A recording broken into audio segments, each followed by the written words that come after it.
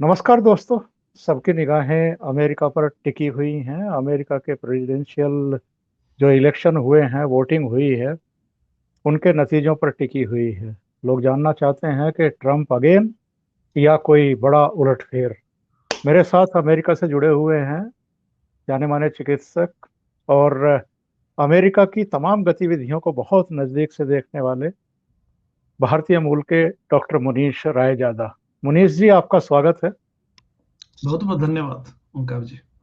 मुनीष जी, बिल्कुल ताजा खबरें तो आपके पास ही हैं, तो क्या स्थिति है इस समय? इस वक्त स्थिति अजीबोगरीब है, क्योंकि कुछ नहीं पता कि ऊंट किस करवट बैठेगा, जो अपने भारतीय भाषा में बोला जाता है। कोरोना की वजह से यह इलेक्शन भी, जैसे बाकी सब चीजों में देर और लेट सब होता है मामला, उसमें यहाँ भी ऐसे लग रहा है। मुझे याद है कि जब बराक ओबामा 2009 में प्रेसिडेंट इलेक्ट हुए थे 2008 में, जी। तो 3 घंटे में ही 332 इलेक्टोरल वोट्स की प्रोजेक्शंस उनको मिल गई थी, और 3 घंटे बाद उन्होंने स्टेज पे आके काउंटिंग शुरू होने के बाद उन्होंने अनाउंस कर दिया था। यहाँ पर इस वक्त भी जो बड़े बड़े चैनल्स हैं, CNN, फॉक्स, ये अपनी अपनी प्रोजेक्शंस दिए जा रहे हैं, लेकिन 270 का जो आंकड़ा है वो अभी तक जी। किसी के पास नहीं पहुंचा।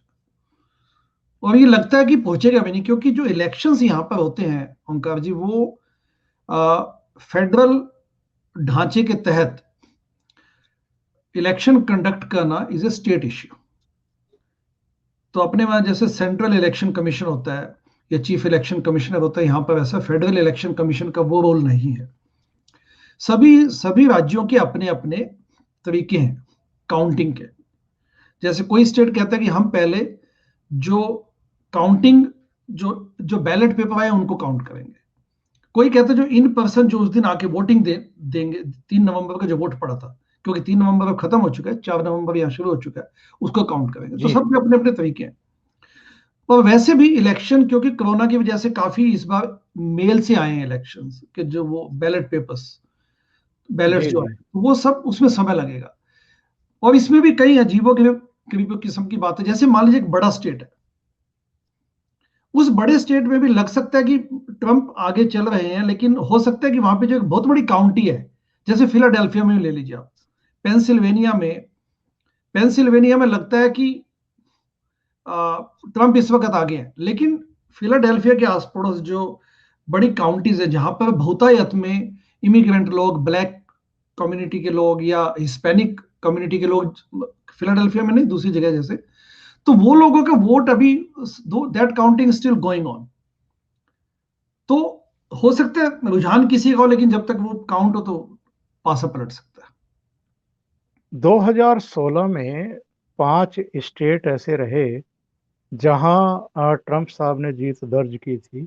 जी। एक तो ओहायो, एक मिशिगन, एक विस्कॉन्सिन, एक जिसका आपने जिक्र किया पेंसिल्वेनिया। पेंसिल्वेनिया, और फ्लोरिडा। जी। इन 5 स्टेट में क्या सूचनाएं मिल रही हैं अभी? बिल्कुल। तो आई थिंक इस वक्त जो रुझान है वो सबका, सबकी निगाहें इन्हीं 5 स्टेट्स पे लगी हुई है। स्विंग स्टेट्स बोला जाता है। पिछले बार, इस बार भी, इस वक्त इन सभी स्टेट्स में ट्रंप आगे चल रहे हैं। लेकिन क्योंकि बैलेट पेपर्स आने हैं अभी, और कुछ बड़ी काउंटीज में हेर फेर हो सकता है, जैसे पेंसिल्वेनिया में है।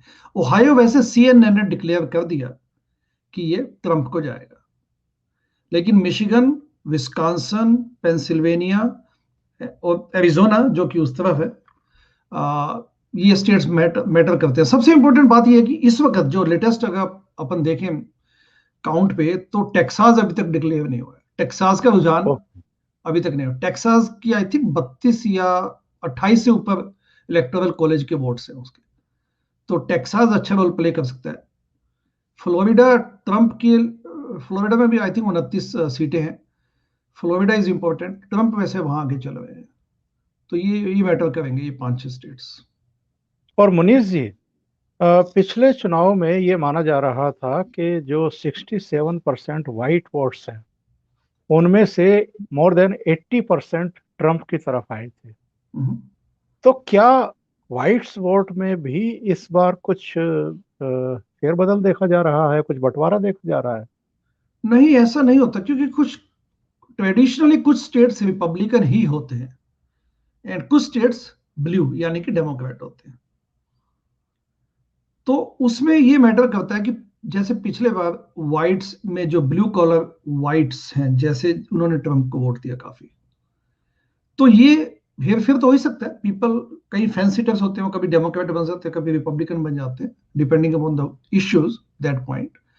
बट बहुतायत में काफी स्टेट्स का, जैसे इलिनॉय स्टेट है, इलिनॉय स्टेट्स में शिकागो सबसे बड़ा सिटी है।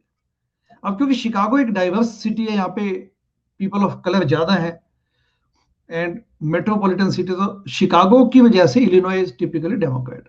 आप वाशिंगटन स्टेट को देखिए, एक्सट्रीम स्टेट पे, एक्सट्रीम साइड पे है, जो वेस्ट साइड पे वाशिंगटन स्टेट्स में सियाटल को ले लें आप, सियाटल क्योंकि अगेन वहां पे माइक्रोसॉफ्ट है, अमेजोन, उसकी वजह से काफी डाइवर्स है। तो वाशिंगटन इवन दो रिपब्लिकन है, आप सियाटल से बाहर जाएंगे, लेकिन सियाटल की होने के नाते वो ब्लू माना जाता है। तो ट्रेडिशनल होता है, ये 5 जो स्विंग स्टेट्स है, आई थिंक ये काफी डिटरमिन करते हैं, और इस बार भी अल्टीमेटली ऐसा लगता है कि यही स्टेट्स डिसाइड करेंगे कि किसके पास जाएंगे। इस वक्त कुल मिला के फॉक्स या सीएनएन को देखें तो इन्होंने बाइडेन को ज्यादा सीटें दी हुई हैं। बाइडेन आई थिंक 230 के लगभग है, एंड ट्रंप को 125 या 136 दिए हैं सीएनएन ने, एंड फॉक्स ने उनको दी है 210 सीटें। 270 का आंकड़ा है, क्योंकि 538 इलेक्टोरल कॉलेज के वोट्स हैं यहाँ पे। जैसा आपको पता ही, आप जानते ही हैं कि यहाँ पे प्रेसिडेंशियल इलेक्शन पॉपुलर वोट से नहीं तय किया जाता। ये विरोधाभास है इसमें, लेकिन पॉपुलर वोट की बजाय जिस स्टेट में पॉपुलर वोट जिस कैंडिडेट को ज्यादा मिलता है, तो winners takes all the votes, यानी कि जो इलेक्टोरल कॉलेज के वोट्स होते हैं वो ऑटोमेटिकली उनको चले जाते हैं। तो इसलिए जैसे बड़े बड़े स्टेट्स हैं, कैलिफोर्निया, न्यूयॉर्क, ये ब्लू स्टेट्स हैं टिपिकली स्पीकिंग। तो इनका प्रोजेक्शन आ चुका है इस वक्त भी कि ये ब्लू है इस इलेक्शन में भी, इसलिए ये अल्टीमेटली स्विंग स्टेट्स पे चली जाती है बात। लेकिन एक बात ये कही जा रही है कि डोनाल्ड ट्रंप ने इस बार एक दांव खेला है, बड़ी बड़ी रैलियां करके जो नए वोटर्स हैं उनको आकर्षित किया है। तो ये एक प्लस पॉइंट हो सकता है उनके लिए। नए का कहना मुश्किल है, लेकिन आपकी बात में काफी हद तक सत्यता या एक फैक्चुअल वे में देखा जा सकता है। क्या है कि इलेक्शन इस बार कोविड के कारण लोगों ने अर्ली इलेक्शंस में काफी हिस्सा लिया। 2020 का इलेक्शन इस मायने में इंपॉर्टेंट है कि अर्ली पोलिंग जहां पे शुरू हुई है, अर्ली पोलिंग पोलिंग यूएसए में लगभग 45 दिन से लगभग 4-5 दिन पहले तक, depending upon the state, open कर दी जाती है। इस बार बड़े अनप्रेसिडेंटेड वे में अर्ली पोल्स हुए, और ज्यादातर यही सब लोग मान रहे हैं कि ये डेमोक्रेट्स के वोट है, क्योंकि वो गुस्से में है। एंड जी। वैसे भी क्योंकि ट्रंप सिटिंग प्रेसिडेंट है, तो उनको हराने के लिए वो बाहर निकल के उन्होंने वोट दिया है। निकलो बाहर मकानों से, जंग लड़ो बेईमानों से, जो हम कभी नारा दिया करते थे अपने देश में। तो वो तो चलिए इतिहास में चला गया सब, लेकिन कहने का मतलब कि लोगों ने भर भर के वोट दिए निकल निकल के। तो इसलिए ट्रंप ने पिछले 2 हफ्ते में खूब रैलीज की है, एंड ऐसा माना जा रहा है, अभी इस वक्त भी काफी जो पोल पंडित यही मान रहे हैं कि आज जो लोगों ने वोट दिए हैं वो वोटिंग अभी तक काउंट नहीं हो पाई है, क्योंकि अर्ली पोलिंग के जो वोट्स है वो काउंट किए जा रहे हैं इस वक्त या हो चुके हैं।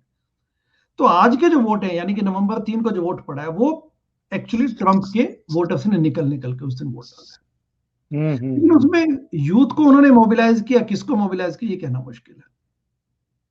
और बड़ी चौंकाने वाली खबर आ रही है कि न्यूयॉर्क से ट्रंप हार रहे हैं और बाइडन को वहाँ ज्यादा वोट मिल रहे हैं।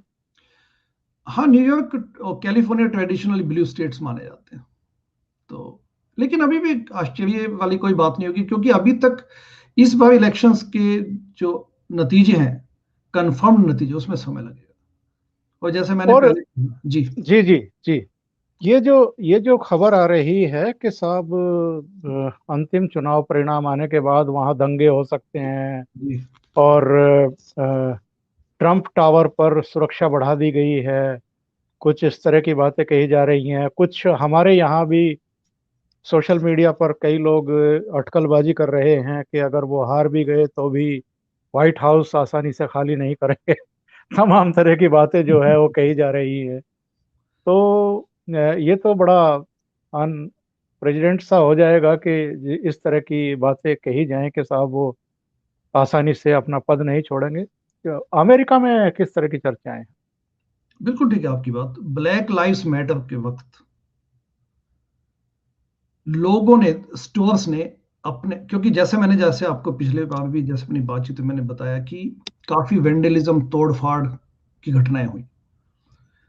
तो जब ये सब हुआ तो स्टोर्स ने, बड़े बड़े जो मतलब मैसी या जो टारगेट, जो बड़े बड़े स्टोर्स हैं, चेन्स हैं, उन्होंने भी अपने स्टोर्स के बाहर बोर्डिंग कर लिया, यानी कि तख्त लगा दिए, फट्टे लगा दिए। और अभी भी ऐसा ही हुआ है। अभी इलेक्शन से 2 दिन पहले, क्योंकि आशंका है कि कुछ उत्पात हो सकता है, तो इसलिए लोगों ने या स्टोर्स ने, अपने अपने दुकान वालों ने ये लगाए हैं। ये बड़ी अनफॉर्चुनेट सिचुएशन है। और लगता है कि यूएसए में ऐसा होना नहीं चाहिए, जंगल राज जिसे कहते हैं। कि लगता है कि लालू प्रसाद का बिहार याद आने लग गया। होना नहीं चाहिए, लेकिन वास्तविकता ये कि हुआ ही सब ब्लैक लाइव्स मैटर की वक्त। सियाटल सिटी के अंदर, सियाटल सिटी में एक बहुत बड़े क्षेत्र को कब्जा लिया गया था और सब चुप बैठे हैं। जहां भी डेमोक्रेट मेयर्स या गवर्नर्स या पॉलिटिशियंस वहां पे सत्ता में है, उनके यहां पे सब हुआ है। तो कोई आश्चर्य की बात नहीं है, न्यूयॉर्क में हुआ है ये भी, बोर्डिंग के न्यूज और ये सब आई हैं। तो ये और है। दोनों सिचुएशन में अगर ट्रंप ही दोबारा आते हैं, जैसा कि बहुत बड़ा वर्ग कह रहा है कि ठीक है 2 बड़े स्टेट भी वो हार जाएं तो भी वहाँ का सिस्टम कुछ इस तरह का है कि ट्रंप के जीतने के चांस फिर भी रहेंगे। तो ऐसी सिचुएशन अगर होती है तो क्या किसी तरह की हिंसा की आशंका है? देखिए, मेरा ये मानना है कि अगर ट्रंप जीत जाते तो हिंसा नहीं होगी। ठीक है ना? क्योंकि अक्सर जो ट्रेडिशनल इलेक्शन के दौरान ये माना जा रहा है कि बोर्डिंग की जो घटना हुई, इसमें कि ट्रंप के समर्थक ऐसा कर सकते हैं। जी जी। एंड अल्टीमेटली ला इंप्लीमेंटेशन भी यहाँ पर देखा जाए तो फिर वही स्टेट और सिटी लेवल पे आ जाता है। क्योंकि पुलिस है वो बड़ी डिसेंट्रलाइज्ड है। स्टेट पुलिस नहीं होती यहाँ पर। स्टेट पुलिस होती है लेकिन उसका रोल नहीं होता। आपको लोकल एनफोर्समेंट के लिए आपको अपनी पुलिस चाहिए, उस सिटी की, उस टाउन की, उस विलेज की। विलेज लेवल तक अपनी पुलिस होती है। तो देखते हैं क्या होता है। लेकिन हाँ, और पिछले अगर जी, अगर बाइडन जीतते हैं तो? जो बाइडेन जीतते हैं तो मुझे नहीं लगता आशंका, मुझे आशंका नहीं है उस बात की, वायलेंस की। क्योंकि जो टिपिकल एक फासिस्ट, जो एक नजरिए से जिसको देखा जाए तो ट्रंप है, उत्पात मचाने वाले उनके समर्थक। हम्म। और कोई बड़ा उलटफेर होता है तो भारत की दृष्टि से कैसा रहेगा? देखिए, भारत की दृष्टि से ट्रंप के साथ तो ट्रंप का बिहेवियर पता ही है सबको।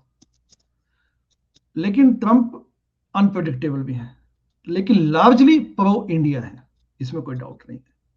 और जो आतंकवादी इस्लाम, फासिस्ट इस्लाम के खिलाफ जो उन्होंने एक सख्त रवैया अपनाए रखा है, तो ये भारत के फेवर में जाता है, इसमें कोई डाउट नहीं है।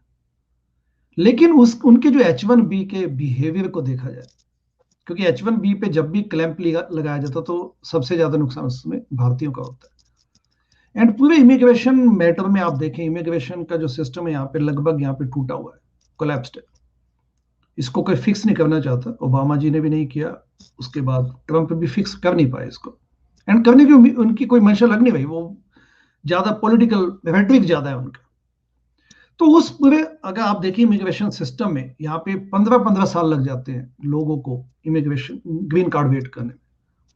और जबकि इमिग्रेंट, जो इलीगल इमिग्रेंट्स, वो बैठे हुए हैं यहाँ पे, और उनपे किसी का वो, क्योंकि वोट बैंक है तो उस पर चर्चा होती है। तो उसमें H1B के 65,000 सीटें, 65,000 पोजिशन कोई मायने नहीं रखती। मतलब एक बकेट में एक बूंद के बराबर है। तो लेकिन largely Trump is pro India. And जो इंडिया की जो नीति है इंटरनेशनल लेवल पे, उसके फेवर में दोनों इकट्ठे मिलेंगे, मिलते दिखेंगे। बाइडन अगर जीत जाते हैं तो बाइडन के साथ प्रॉब्लम कि बाइडन की उम्र काफी है, एंड कुछ ऐसा मीडिया में ऐसा है कि उनको थोड़ा डिमेंशिया होने लग गया, ऐसा ये सब अनवेरिफाइड है नेचुरली, लेकिन फिर भी उम्र से कोई इनकार नहीं है। और कमला हैरिस जो है, कमला देवी हैरिस, उनकी जो मतलब जो 370 पे उन्होंने जिस ढंग का एक वक्तव्य दिया था, अभी सब सब जानते हैं इसका। लेकिन बाइडन कुल मिला के, अगर बाइडन पे डेमोक्रेटिक पार्टी हावी नहीं हो जाती, बाइडन अपना वजूद रखते हुए अपनी प्रेसिडेंसी निभाते हैं, तो बाइडन एक मंजे हुए पॉलिटिशियन है, 40 45 50 साल उनको हो चुके हैं, ही अंडरस्टैंड पॉलिटिक्स, और एंटी इंडिया वाली तो कोई बात ही नहीं है उनकी, ऐसी कोई बात नहीं है। तो आई थिंक वो भी एज ए प्रेसिडेंट इंडिया के लिए कोई गलत नहीं होंगे।